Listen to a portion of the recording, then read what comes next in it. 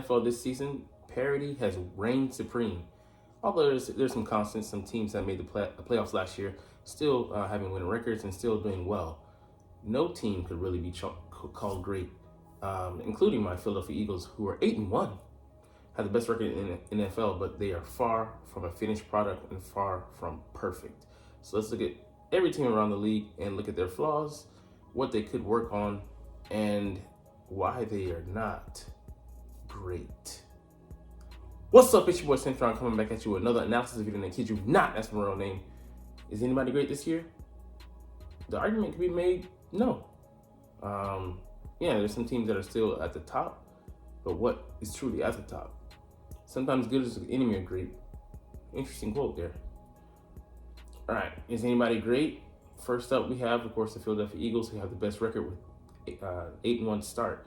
But we didn't beat the teams handily this year. We only had 2 double-digit wins, and we had 4 last year. Last year we had 7 turnovers at this point. We currently have 13. We have the second worst scoring defense of any current playoff team. Although I do trust this defense to come up in spots, we do let teams have anything and everything in between the 20s. We do have a better red zone defense than our overall defense, but we still have plenty of things, concerns we need to address on that side of the football. And in a huge game, everyone just saw that, them go 3 and out on all 3 possessions in the fourth quarter. So we got to develop that killer instinct. We didn't even have it last year, putting our foot to the pedal. We eased off the gas pedal, and we let teams back in games and make it a game once again when we should have been closing them out. It's funny enough, we're not a bully like the Cowboys who just put their foot on the throat of teams and mash the gas pedal down. We're more merciful, and it catches up with us. We find ourselves in the thick of it when we should have, closed teams out earlier and crush their ambitions of survival. Left them with no sense of hope, just despair. But yeah, the Eagles are good, but not great. It's a valid opinion to have this year. Yeah, because we have to go out there, without a shadow of a doubt and prove it. We've been hot and cold at times. We've been disjointed. We've looked sloppy in some efforts. Not wholesale throughout the whole game, but, in bunches, in spurts, surely. But yeah, we're still, I think, the best team in the league. In a league full of teams that are all flawed. Nobody is pristine this year. As we'll go down the list and we'll see. The much ballyhooed Chiefs, they're the defending Super Bowl champions, so you can never truly count them out until mathematically they are excluded. And I don't think that's going to happen this year. And we'll have to see how they fare against other opponents, but they have their own issues as well. They've scored 2 offensive touchdowns or less in 6 games. So it's not the same offense you're going up against this year. And it has to deal with Tyreek Hill, leaving. This is not his second year being out of there, as well as guys like Boo Smith-Schuster. I mean, Juju, he was steady in the yardage department for the most part. Reliable, I'll say, for all intents and purposes. But he's injured, so who's not to say that he would have, been carrying that baggage, those limitations going into this year. But, Rashid Rice stepping up. But he's still, a young player. I think he's a second-year guy. He's a first-year guy. Sky Moore not ready to step into his role yet. He's still dealing with consistency issues, and as well as Kadarius Toney. The only really stabilizing factor there is Travis Kelce, and he's not getting younger. He's 34 in his 13th season. So, yeah, man. No, he's not in his 13th. He's not in his 13th season already, is he? He can't be that old, damn. He might. He's got to be like an 11 or 12 year pro. I refuse to believe that. Anyways, he's the elder statesman there. And outside of him, who does Mahomes have that he truly, has a not just trust with, but a mind meld with? Yeah. They're 12th in points per game. Defense lending them some points. Pick 6 in this last one. Entering this week, only the Bears have more turnovers. So, yeah. They're trying to stabilize things, but defenses are up around the league. It's just, the cyclical thing. They've caught up in this cycle, and it might be time for the league to make some more rules for them to help the game look more beautiful, in their opinion. All right, the Dolphins lead the league in many offensive categories. That can be attributed to that 70 burger they put on Denver. A lot of those statistics buoying them, because you take that away and maybe they come back down a little bit. But they lost their three biggest games to us, the Bills, and the Chiefs. They haven't looked the same when you step up in competition, and that's a concern when, this is supposed to be their year, but they might get bounced out of the playoffs in the first round again. They are first in points per game, but like I said, in the year of the defense, they're 25th in points per game against. So they got to get things in order there. They did get some reinforcements by way of Jalen Ramsey coming back, as well as Xavier Howard, him coming back from that groin injury. We'll see what they have down the stretch, but they got to prove it against a team that's worth its salt, a team with a winning record, instead of just being like the Cowboys, beating up on cream puffs. The Bills are fifth in points against. So they're great at scoring, but their defense has been in flux, and they lost. Look, they lost Milano at linebacker, Trey White at corner. Several guys are out. Micah Hyde's out this week. Still dealing with injuries and stability there in Bills Mafia land. Von Miller hasn't been. He's missed the first slate of game. I think maybe the first 6 games or so. Coming back from his own injury, I think an ACL injury. So tough sledding for them, and they're currently out of the playoffs as is. Like, this team destroyed the Miami Dolphins, holding them, I think, maybe 3 points, making Tua look inept, holding Tyreek down and those guys, which is a hard task to do. But then they go out and play the way they've played as of late. You don't know who you're getting. It's Jekyll and Hyde. I'm not talking about Micah Hyde, their safety there. They're really looking like an uneven team. And it's just so hard. It just underscores the point that it's so hard to have consistency from year to year in the league. Last year, they were trying to overcome the hump of the Bengals and the Chiefs, but they were in much better position than this year, where they're looking like a team that might not go deep this year. It might be just like their AFC East compatriots, the Dolphins, a one round loss, one and out. All right, the Jaguars lost by 20 to the Texans. C.J. Stroud is doing very well this year, but that being said, they've been better as of late, but that's a black mark on their record. They've given up more yards than they gained. Their defense is similar to ours. I don't know if their secondary is very good. They have the offense, Calvin Ridley and tight end Ingram and Zay Jones, but it's in a muddled AFC where there's so many guys competing for power. It's tough. Like, you got to be on your A game, no pun intended. But they do have a chance to. I think they're the leaders in the division, so that the playoff ticket maybe is not in question. But which team will we see? Because they were a tale of two halves in their game against the Chargers last year in the playoffs. A team that is going to play badly in the first half or come back against the Chargers. So we'll have to see. Young quarterback, he's leading the charge, but quarterbacks around the league, look at Josh's numbers, Jalen's numbers, even Pat's numbers, definitely, and as well as Longhair's numbers.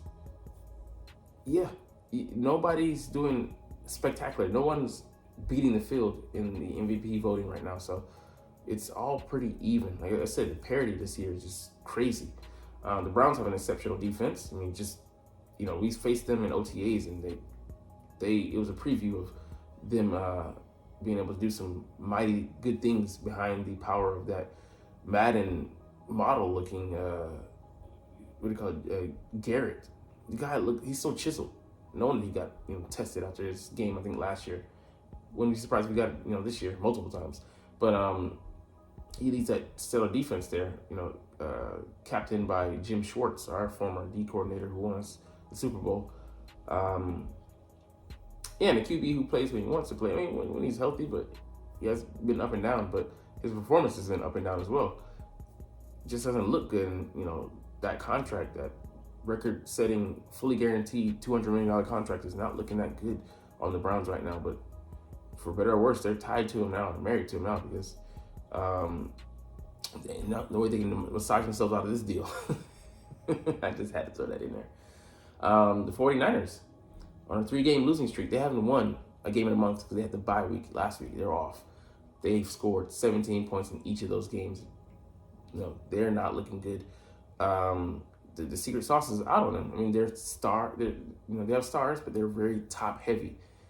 Trent Williams out, not Rambo, Debo out, and then Christian McCaffrey is compromised some. They struggled. Brock Purdy looked not just human, he looked mistake prone, and he said he's going to come out and clean up those mistakes, but go out there and prove it, because their next opponent is these guys, the Jaguars, and they're not exactly chopped liver, and not they're not playing they're not playing cold right now. I think they're a hot team. They're trying to get smoldering, but they're pretty hot right now. So it's gonna be a good matchup. Hopefully the Jaguars can do the Eagles that favor on our bye week. You sit by and just let them lose. Let them continue to tailspin until they win games and get back on track. They can't be seen as a contender in the AFC and in the NFC. That just has to be underscored. Defense is playing well in spots, but when their offense is keeping them out there on the field too long, they're gonna falter, and they're just into a new D coordinator as well. The Cowboys lost their 2 biggest games of the year to the Eagles and the 49ers.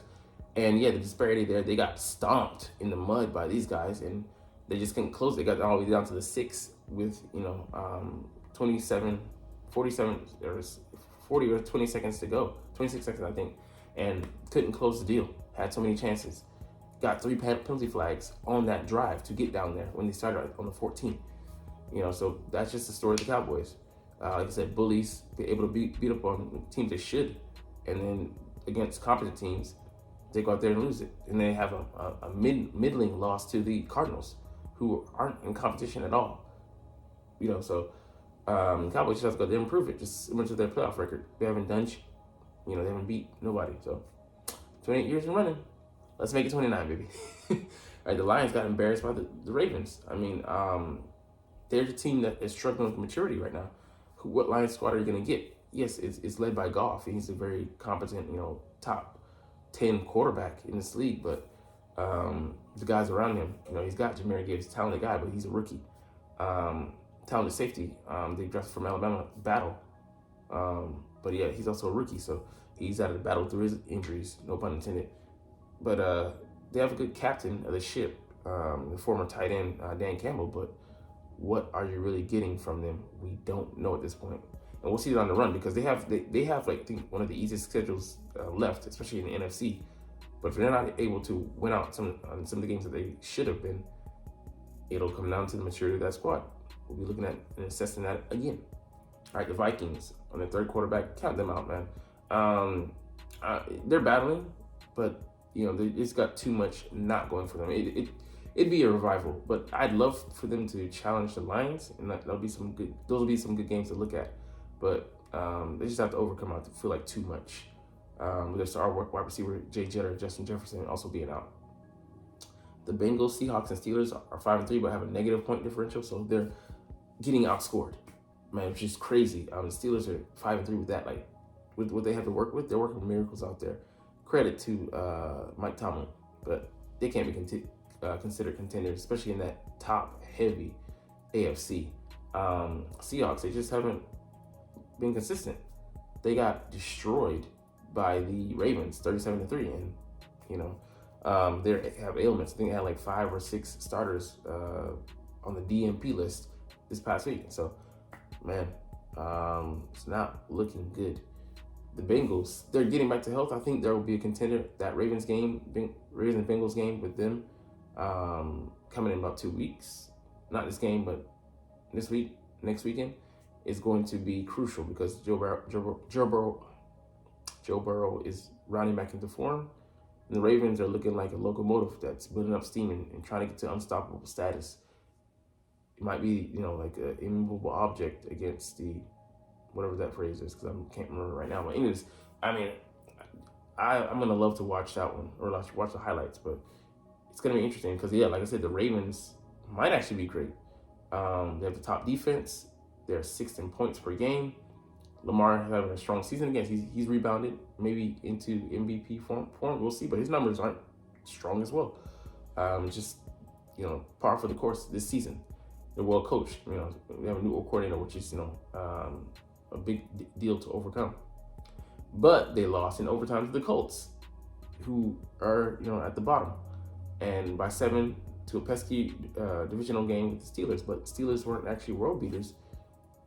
The Ravens were off. So, this is rounded in a full form. The Eagles haven't been able to beat teams when we weren't our best. We still haven't played our best. We haven't played a complete game yet. And yet we're still 8-1. But, the mark of a good team, beating teams, no matter what the status, what you're going through, what you're dealing with. The Ravens have dropped 2 games that they should have, won. And that's got to be a ding on the record. A black mark. But they did recently beat the Lions 38-6, who, are a pretty big contender. One of the top 3, I would say, in the NFC right now. And the Seahawks, 37-3, who are also one of the top 5 teams you would think of, but not that they've been playing like it lately. And they've scored at least 24 points in 7 games, so they're a threat. Eagles, Ravens, Super Bowl. Yeah, the team is really good. I'll give them that. The defense, that's something juxtaposed to us. They have a good offense and a good defense. So that would be, as is right now, maybe a terrible matchup for the Eagles. But definitely would be a fun one. All right, let's get into Jonathan Gannon lying again. This lying motherfucker, he cannot stop espousing lies, man. I would think his father is this guy because everything the man says is just cap. So, Joshua Dobbs, one of the beloved guys around the league, well respected by his peers and coaches alike. He, was a quarterback in Arizona while Kyler Murray is out, starting, and he was promised a starting job, and then they said we're gonna go with Clayton Tune. All right, he pulls a mea culpa, like, hey, sorry, but we're gonna go with him. Already lied to. Then after he gets benched, he says, "Oh, we're gonna be, you're gonna be with us for the rest of the season." And then, he hears something about it, goes to the coach and says, "Well, are you sure?" Nah, looks him dead in the face and tells him, "Nah, you're gonna be here. You're a Cardinal for the rest of the season. We're not dealing you. There are no trade rumors to be entertained." And then that very next day, he got traded. This guy lying about what Nick Sirianni said, lying about not being interested in the job, taking a job there when he should have been focusing on the defensive game plan for the Eagles in the Super Bowl against the Kansas City Chiefs. Just not trustworthy. How can you trust this guy? I mean, yeah, and I agree with what they're saying. It might be one of those things where he's going to get celebrated when he gets fired by his players, similar to Josh McDaniels, Matt Patricia in Detroit. And with that being said, we're going to close up the video. But anyways, you're not even watching. No, you're not here, so it's all good. I always like making these videos about the Eagles, and I love talking about them. So we're going to chunk deuces. But as always, it's Fly Eagles Fly, and let's motherfucking go. Like, comment, share, and subscribe if you Thanks for watching. Check me out at Cintron Anime, Cintron Life, or Cintron Laughs, or other social media.